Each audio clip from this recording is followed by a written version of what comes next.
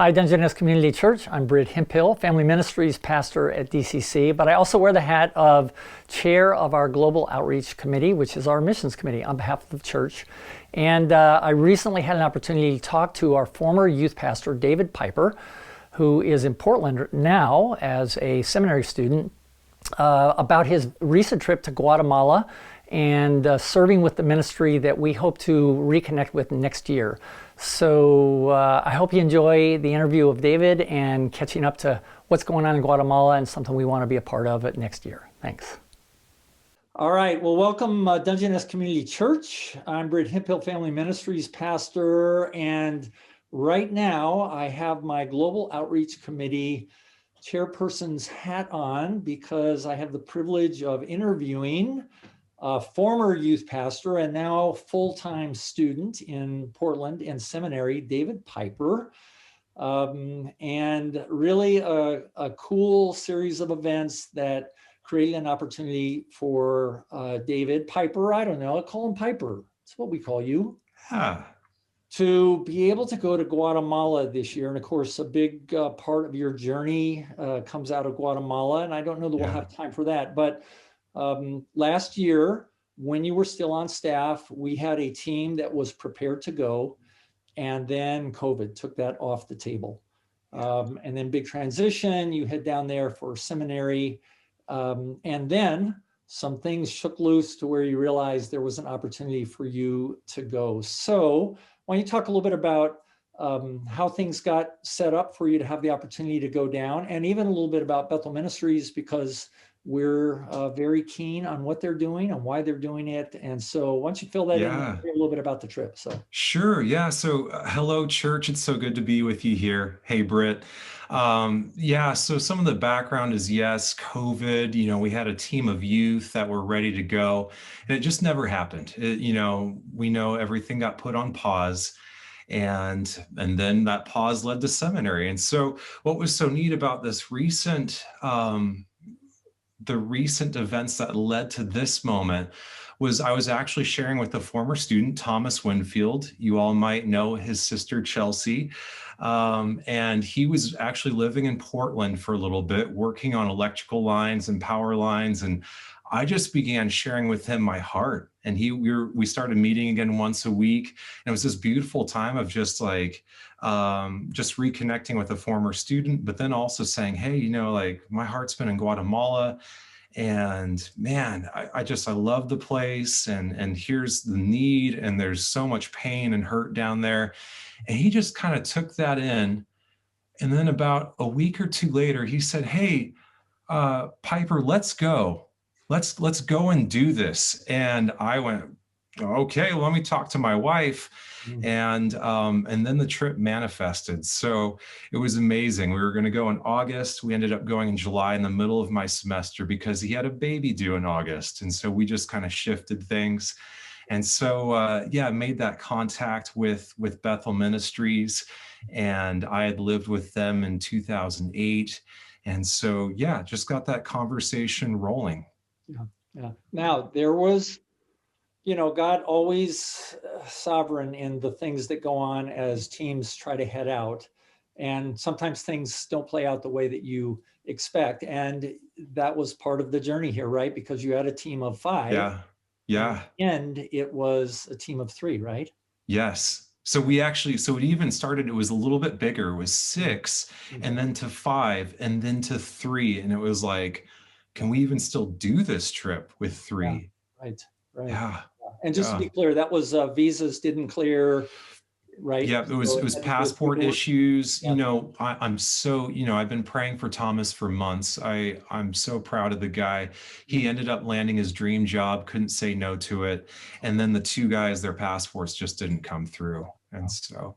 All right. So how are you? We're going to hear about what you did, because it was really exciting. But how's it feeling suddenly seeing your team dwindle, because there are projects that are going to require a team, and suddenly you're at less than what you thought?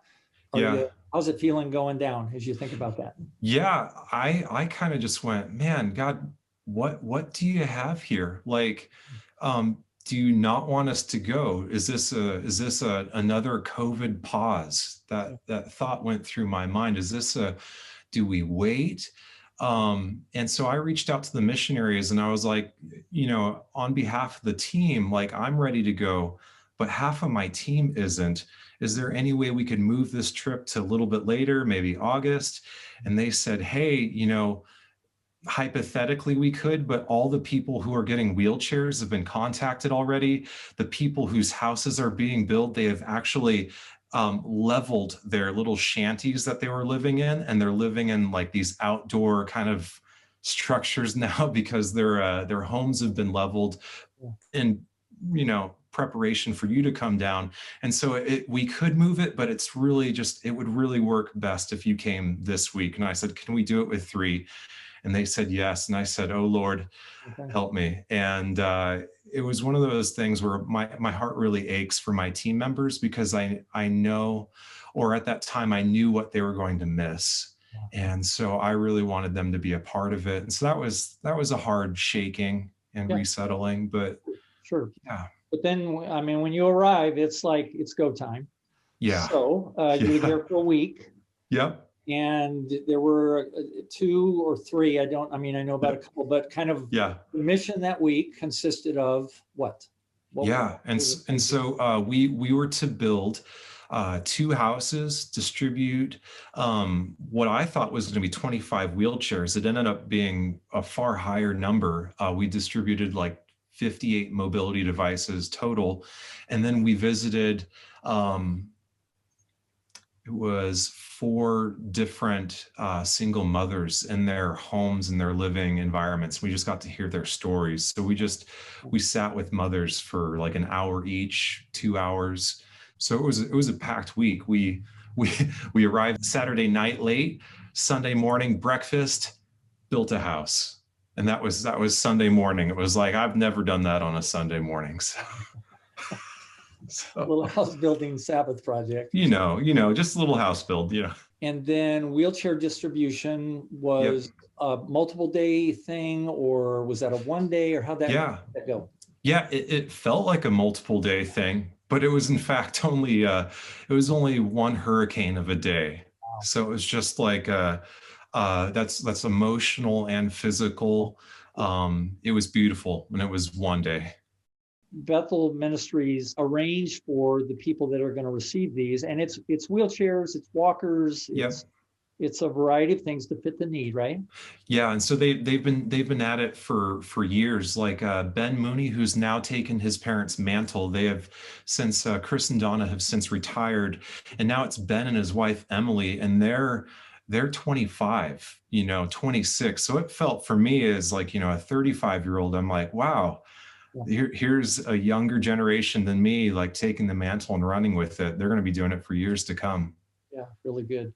Yeah, and I think good for the church to know we've had this wheelchair collection, mobility collection going. We have a huge supply.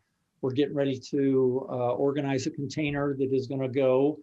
And we're pondering actually a second container that could maybe match up with the team next year that would come from the church. So for those of you that are watching or wondering, hey, is this like kind of what we've been doing with wheelchairs? Yes, this is the ministry that we are looking to support. And so all of this collection comes to bear in Guatemala through Bethel Ministries International, which is really a great thing. And Britt, I got the email that you all had filled up the storage units when I was in El Jicaro, and I got to thank them. Or actually, they thank you for filling those up. And so that was so neat. I got to be there. So they thanked me and they said to send our thanks to DCC. And so they're tremendously thankful for all that everyone has given. Yeah, that's really good. Well, we're really excited thing. With the container coming together and getting that down there. And for the church to know, I mean, you reached out to us and said, hey, I'm going. Do you want to partner with me? And the Global Outreach Committee felt like, yeah, we did. And so we were a part of this. So you were definitely a DCC partner, kind of an informal role there. But the group is one of our global partners, so we love the fact that you were there serving them and serving the people on the ground there. So it was really a great connection for us.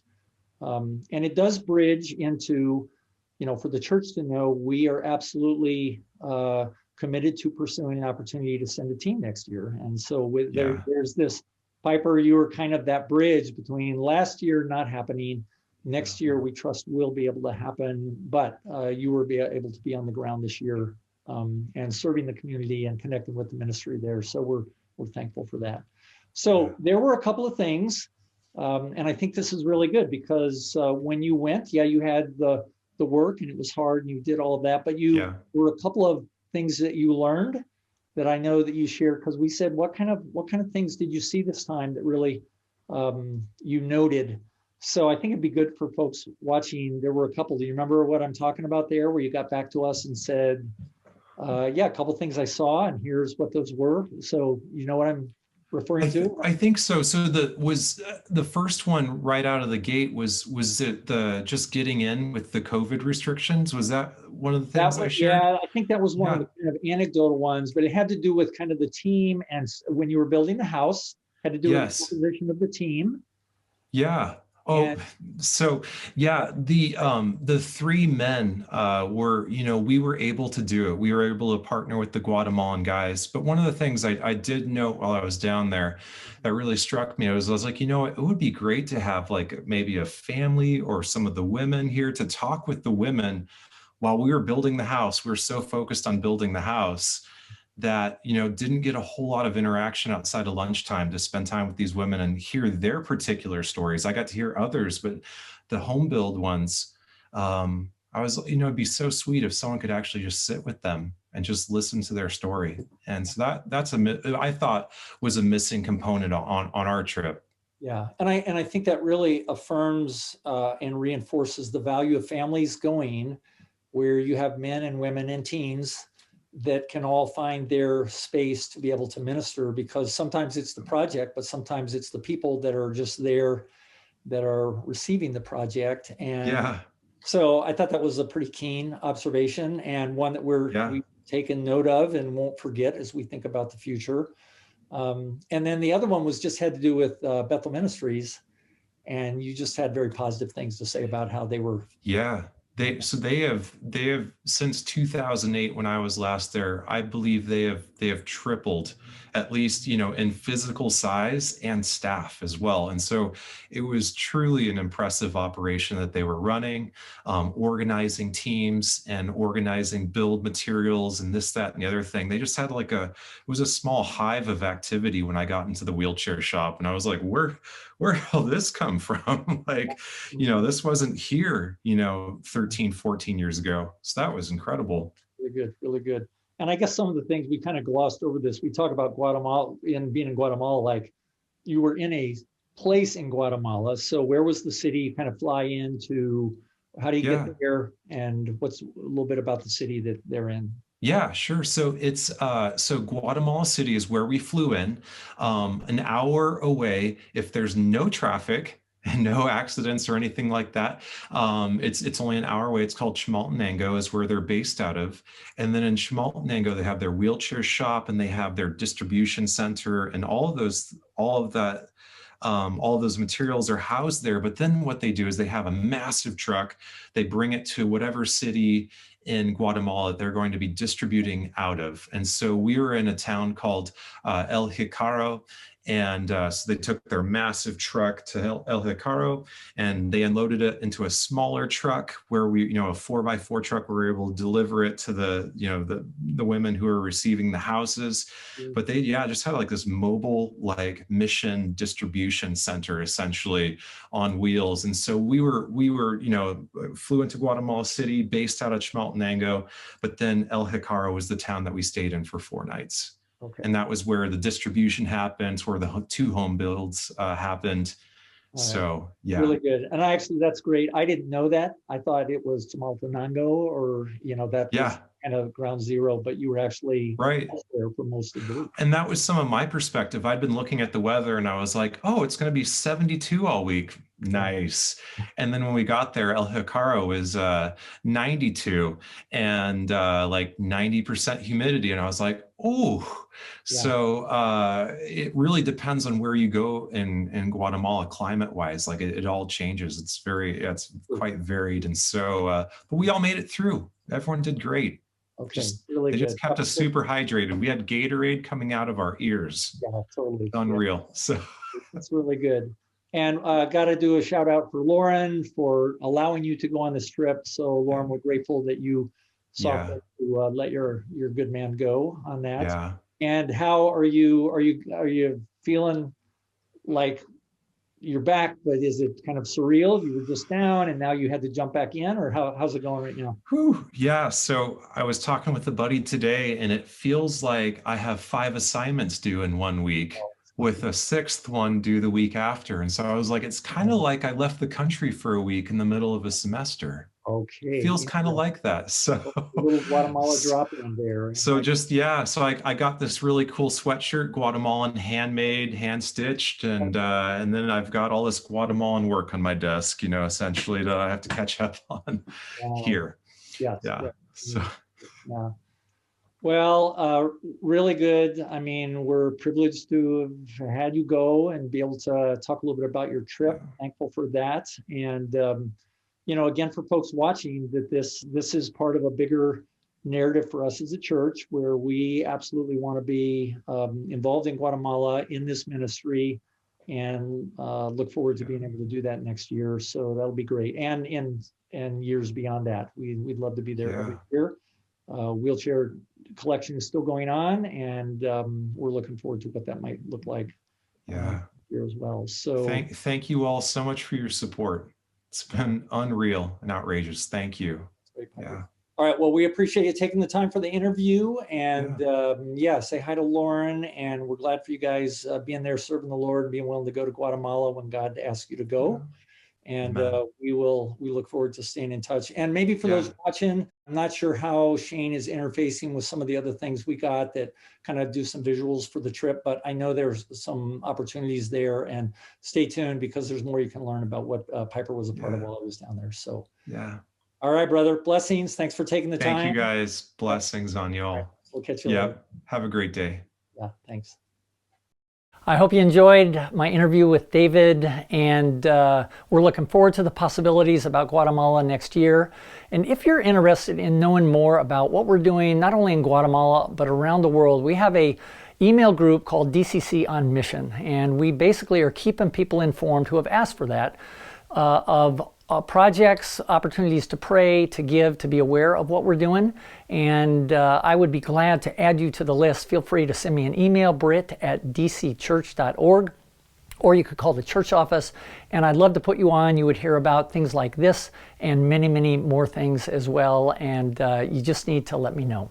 All right, thanks for watching.